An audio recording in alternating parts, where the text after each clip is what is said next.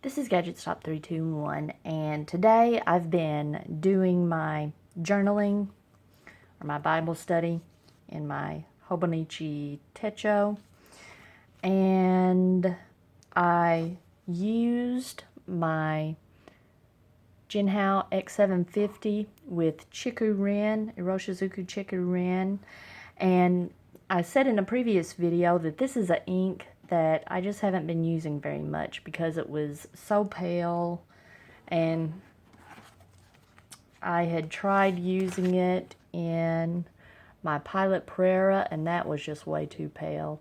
I tried using it, this is my Pilot Prera with stub nib. I also have the Pilot Prera with a fine nib. It didn't look much better. So it's a ink that didn't look very good in the pens that I tried it in. And it's summertime. I've got time to play with my pens and inks, and I thought I'm going to give it another try since this X750 is one of the wetter pens. It puts down probably the most ink out of all the pens that I own, and it looked substantially better. Now, it's still, I don't know, the shading in it is kind of inconsistent. Usually, if a pen displays some shading properties, it looks best if the shading is consistent. But this arc paper from the little Staples notebooks, it's kind of an absorbent paper. It's fountain pen friendly enough. It's a little bit more absorbent than most papers that are considered fountain pen friendly. So I thought I would give it a try in my Hobonichi, which has Tomoe River paper in it, and I really like how it looks. And it really looks good contrasted with my black fine nib pen. I think it looks much better. I like it a lot more than the Lamy Dark Lilac that I was using with black. The Lamy Dark Lilac in that stub nib pen, the X750, was just a little too dark. There wasn't enough contrast between it and the black ink. And this, I think, is looking really good. The only downside is this ink, I don't know, it just behaves kind of weird when you're writing with it. I mentioned that it's a little bit dry. I don't notice it as much on this paper, which this paper is really smooth, but I don't know. I'll see what it looks like through the viewfinder. I'm going to write a little bit. Now, I did my Bible study this morning, and I wrote it in, and I went to drop my daughter off to catch the bus to go to church camp, and they gave all the parents a little packet where we could do a devotional each day that kind of mirrors what the students are going to be studying. And so I'm just going to add a little Bible verse that was in that devotional over here on tomorrow's page. Let's see.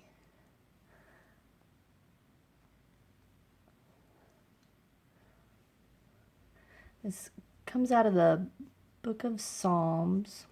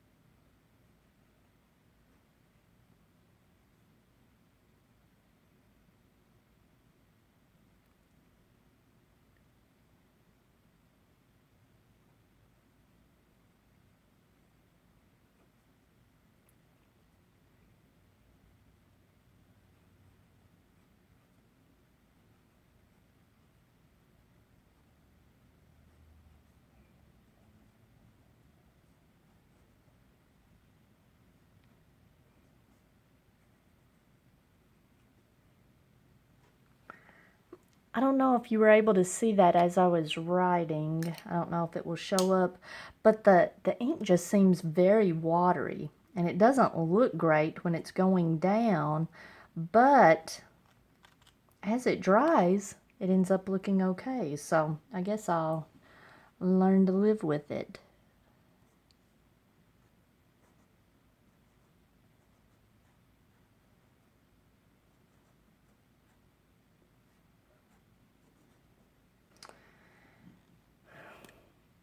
And I really like how the black and green look together.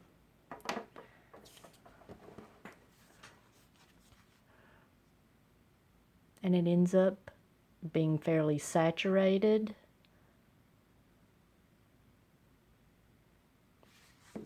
Well, I'm impressed with how it's turning out. So this wasn't the pen and ink combination that I had planned on using this week. If you watched my video where I was planning on what I was going to be using this week. But I'm glad I gave this pen and ink combination a try, because I've had that little bottle of Iroshizuku Chiku-Rin for a while, and I've probably only attempted to use it 3 times.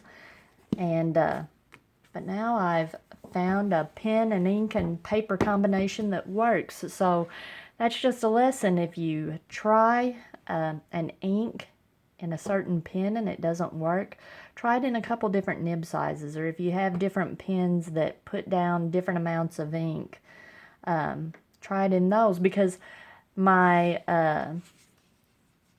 the Lamy Dark Lilac, I actually think looks better in a pen that writes drier. You can actually see that it's a purple ink and not black. So that's the fun thing about fountain pens, that it's, when you're using them, it's like a little science project.